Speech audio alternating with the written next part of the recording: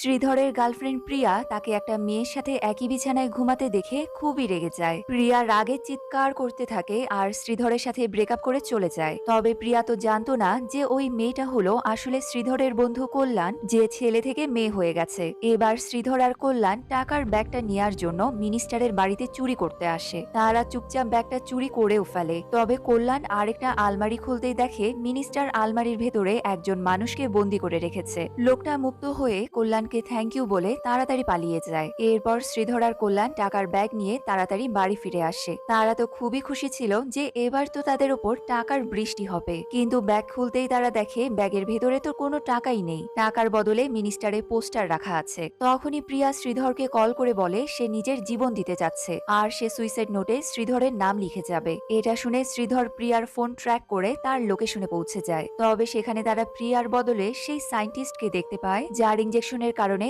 অজান্তে কল্যাণ ছেলে থেকে মেয়ে হয়ে গেছে।